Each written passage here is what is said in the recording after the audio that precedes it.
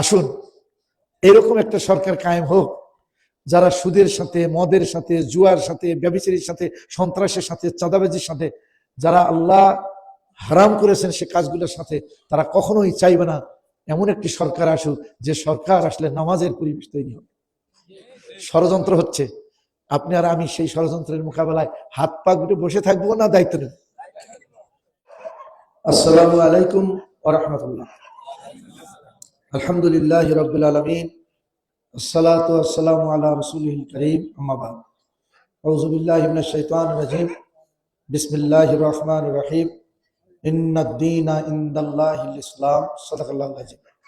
আল্লাহ তাআলার দরবারে শুকরিয়া, যখন যুব সমাজ, আমাদের সম্মানিত আজকের এই মাহফিলের সহসভাপতি, আমাদের কৃতি সন্তান, আমি সহ বললাম, শুধু উনি কুলানন্দপুরের কৃতি সন্তান নয়, আমাদের সকলের কৃতি সন্তান, রাজশাহী ইউনিভার্সিটির সহযোগী অধ্যাপক, যিনি যখনই জেনেছেন এই এলাকার যুব সমাজ এই ধরনের সুন্দর আয়োজন করেছেন, উনি কষ্ট করে এসেছেন, কালকে যেতে হবে। উনি যে কথাটা বললেন, যখন যুব সমাজ বিভিন্ন কুকর্মে নিমজ্জিত, জড়িত, তাদের জীবনী শক্তি বিভিন্নভাবে ধ্বংস করছে, তখন কুলানন্দপুর এলাকার যুব সমাজ আজকের এই মাহফিলের আয়োজন করেছে। আলহামদুলিল্লাহ, লাখো কোটি দরুদ ও সালাম আখিরি নবী হযরত মুহাম্মদ মুস্তাফা সাল্লাল্লাহু আলাইহি সাল্লাম। সম্মানিত ভাই সাহেব, আপনাকে, আমাকে, আমাদেরকে সৃষ্টি করেছেন কে? যেই জমিনের উপর বসে আছে সেই জমিনের মালিক কে? আল্লাহ শব্দটা উচ্চারণ করছেন, এই বলার শক্তিটা দিয়েছেন কে? কোন নিয়ামতটাকে আপনি অস্বীকার করবেন? সবকিছুর মালিক কে এবং সবকিছুর নিয়ন্ত্রক কে? প্রত্যেকটা সৃষ্টি আল্লাহর আইন মেনে চলতেছে। সূর্য, চন্দ্র, গ্রহ, নক্ষত্র, পাহাড়, পর্বত, নদী, নালা, গাছগাছালি, তরুলতা, পশু পাখি, বিশাল আসমান, জমিন, আল্লাহু আকবার। আর এই সবকিছু সৃষ্টি করেছেন আল্লাহ কাদের জন্য? সৃষ্টির সেরা মানুষের জন্য। স্বাভাবিকভাবে প্রশ্ন, সব যদি মানুষের জন্য হয় তাহলে মানুষ কার জন্য? কখন হবে? তখনই হবে যখন আপনার আমার জীবন চলার সমস্ত কাজ হবে আল্লাহর দেওয়া আইনের ভিত্তিতে। সে আইন পাবো কোথায়? কোরআনে। এই কোরআনের আইন আমরা মেনে চলবো, তার পদ্ধতি পাবো কোথায়? আমাদের প্রিয় নবী, আখিরি নবী হযরত মুহাম্মদ মুস্তাফা সাল্লাল্লাহু আলাইহি সাল্লামের কাছে। খুব সহজ কথা আপনাদেরকে যদি বলি, সবচেয়ে ভালো মানুষ দুনিয়াতে যদি কখনো এসেছেন তিনি কে? আখিরি নবী হযরত মুহাম্মদ মুস্তাফা সাল্লাল্লাহু আলাইহি সাল্লাম। কিয়ামত পর্যন্ত আর আসবেন। সেই ভালো মানুষটি তিল তিল করে যে সমাজে বড় হলেন, 40 বছর বয়স পর্যন্ত, যিনি বৈবাহিক সূত্রে তার স্ত্রী মা খাদিজা কুবরা রাদিয়াল্লাহু তাআলা আনহা, বিশাল সম্পদের মালিক, তার জীবদ্দশায় সমস্ত মালিকানা হস্তান্তর করলেন কার কাছে? আল্লাহ রসুলের কাছে। হেল্পফুল ফুজুল সংগঠন করেছিলেন যুবকদের নিয়ে। এত কিছু কোরবানি ত্যাগ করার পরও ওই সমাজে যে কারণ মানুষের মনুষ্যত্ব থাকে না, চরিত্র থাকে না, নৈতিকতা থাকে না, মানুষ পশুর নিচে নেমে যায়, সেই সমাজে অর্থনীতিতে সুদ, সংস্কৃতিতে বেহাল্লাপনা, আইনের কোনো শাসন ছিল না, মেয়েদেরকে জীবিত কবর দেওয়া হতো, মানুষ বেচা কিনা হতো, নারী পুরুষ উলঙ্গ হয়ে খাওয়া করত। সেই সমাজ আল্লাহ রসুল সাল্লাল্লাহু আলাইহি সাল্লাম একজন দরদি মানুষ, তারপরেও সমাজ পরিবর্তন হয়নি। পরিবর্তন হয়েছে কেবল তিনি যখন রসুল হলেন 40 বছর বয়সে, 63 বছর বয়সে দুনিয়া থেকে চলে গেলেন। রেসালাতের বয়স কত? 23 বছরের 13 বছর ছিলেন মক্কায়। কাবা ঘর কোথায়? রসুল হয়েছিলেন কোথায়? মক্কায়। নামাজ ফরজ হয়েছে কোথায়? মক্কায়। 114টা সূরার মধ্যে বেশিরভাগ সূরা নাযিল হয়েছে কোথায়? মক্কায়। তারপরেও তিনি আজান দিয়ে জামাতের সাথে কাবা ঘরে নামাজ আদায় করতে পারেন নাই, জুমার নামাজ আদায় করতে পারেন নাই। কেবল পেরেছেন মদিনায় হিজরত করে তার উটটা যেখানে বসলো, তিনি খেয়াল পেশ করলেন, আমার ইচ্ছা হয় এখানে একটা মসজিদ করি। সবাই খুশি, লম্বা কথা, মসজিদ হলো, 5 ওয়াক্ত নামাজ জামাতে শুরু হলো, জুমার নামাজ শুরু হলো। আর কাবা ঘরে তিনি নামাজ আদায় করতে পারলেন তারও 8 বছর পর। বলেন না কয় বছর পর? 8ম হিজরিতে যখন মক্কা বিজয় হলো, কাবা ঘর থেকে 360টা মূর্তি সরাইয়ে ফেলা হলো, হযরত বেলাল রাদিয়াল্লাহু তাআলা আনহু আযান দিলেন, জামাতের নামাজ শুরু হলো, জুমার নামাজ শুরু হলো, এখনো চলছে। আমি আপনাদেরকে বলি, নামাজ কেমন ফরজ? কেউ আদায় করলেও চলবে, কেউ না করলেও চলবে। বিচারের দিনে প্রথম হিসাব হবে কিসের? জান্নাতি লোকেরা জাহান্নামী লোকদেরকে ডেকে ডেকে বলবে, তোমরা কেন আজকে জাহান্নামে? তারা কি জবাব দেবে? আমরা মুসল্লি ছিলাম না, নামাজি ছিলাম না। আমরা যার আজকে এখানে বসা, আমাদের অনেকের আপন জন নামাজ পড়ে না। আমি বাংলাদেশের মুসলমান সম্পর্কে আমি যতটুকু জেনেছি, বুঝেছি, আমাদের এদেশের মুসলমানরা নামাজ পড়তে আপত্তি নাই। যদি আপত্তি থাকবে তো জুমা নামাজ পড়ে কেন? আবার রমজান মাসে মসজিদ ভরপুর। সুতরাং নামাজ পড়তে আপত্তি নাই যদি নামাজের পরিবেশ পায়। জুমায় পরিবেশ তৈরি হয়, সবাই মসজিদে যায়। রমজানে পরিবেশ তৈরি হয়, সবাই মসজিদমুখী হয়। আমি আপনাদের কাছে জানতে চাই, সেই নামাজ সারা বছর পরিবেশ তৈরি হোক, আপনি আমি চাই? একটু তাকবীর ধ্বনি দিয়ে হাত তোলেন না। তাকবীর। আমি এখন সে কথা বলে শেষ করতে চাচ্ছি।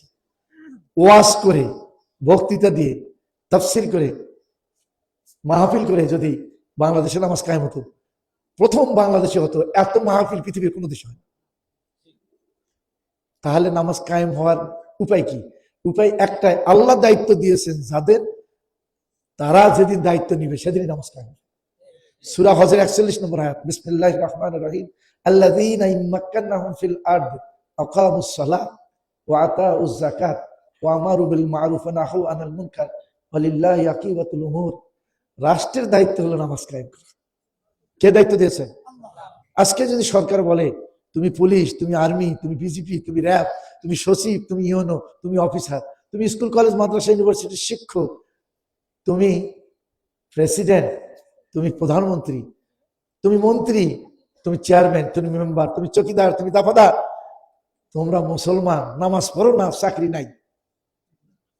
একটা চাকরির জন্য 20-30 লাখ টাকা খরচ করে। আল্লাহর জমিনে দিন কায়েম হলে 1 টাকা লাগবে না, যোগ্যতার ভিত্তিতে চাকরি। তবে চাকরি থাকবে না নামাজ না পড়লে। বলুন, এরকম একটা সরকার যদি আজকে 40-50-100 বছর আগে আমরা পেতাম, বিশ্বাস করেন আমার আপন জন বেনামাজি হয়ে মরে জাহান্নামে যেত। সুতরাং আগামীতে নামাজ কায়েমের পরিবেশ তৈরি করবে এমন সরকার আমাদের আল্লাহ দিক। আমরা চাই? কে কে চান? একটু হাত তোলেন।